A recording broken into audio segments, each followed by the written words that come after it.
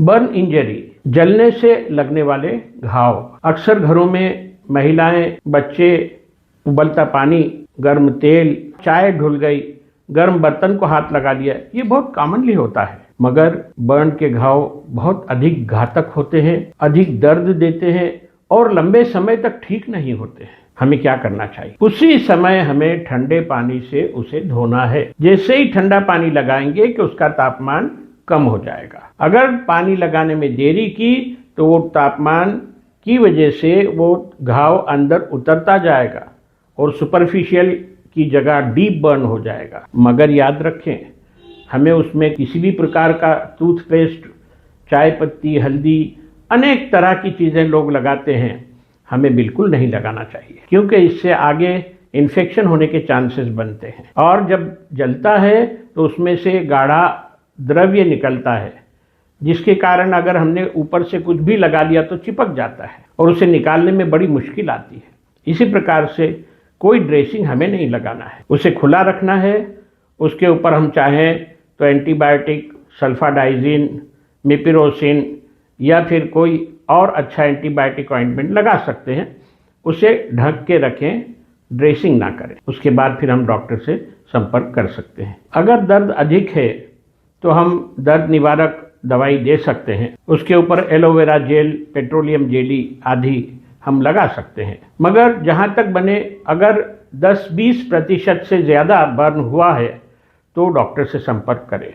इसी प्रकार से burn first degree, second degree, third degree के अनुसार कैलकुलेट किए जाते हैं। अगर सुपरफिशियल बर्न है मगर केवल चमड़ी तक सीमित है तो हम उसे घर में मैनेज कर सकते हैं। अब हमारे कॉम्प्लिकेशंस क्या हो सकते हैं बर्न्स के कारण? बर्न्स के कारण जब उसमें से गाढ़ा लिक्विड निकलता है तो फफोले बन जाते हैं।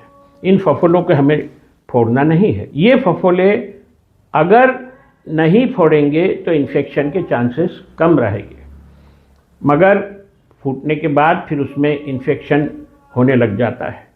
ये इन्फेक्शन कई बार जानलेवा होता है।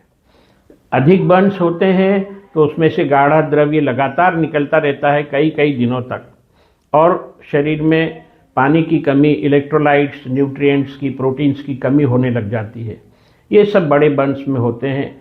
कि हमारे घरों में अगर आग लगी है और धुआं निकल रहा है, क्योंकि बड़ी जब आग होती है तो उसके साथ धुआं भी तकलीफदेह होता है, तो जितनी जल्दी बने हमें खुली जगह पर जाना चाहिए। हमारे कपड़ों में कभी आग लग जाए और हमारे आसपास कोई ना हो तो इमीडिएटली हमें रोल करना चाहिए। ज़मीन पर लेटकर तेज़ी से रोल करेंगे तो आग जल्दी बुझ जाएगी।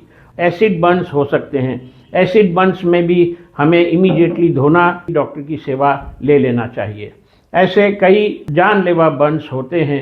बर्न में तकलीफ़ बहुत अधिक होती है, दर्द कई दिनों तक बना रहता है।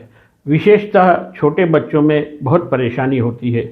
बस ध्यान रखें कि जले हुए को हमें सुरक्षित रखना है, उसके ऊपर किसी भी प्रकार का कॉम्प्लिकेशन, इन्फेक्शन नहीं होना चाहिए। वो अगर होगा तो लंबे समय तक ठीक नहीं होगा। और बर्न के कारण कई बार बड़े निशान छूट जाते हैं। बाद में हील होने के बाद विकलांगता भी आ सकती है, ऐसे कॉम्प्लिकेशंस भी आते हैं। इसलिए हमेशा बर्न ना होने दें। सुरक्षा हमारी बेहद ज़रूरी है। धन्यवाद।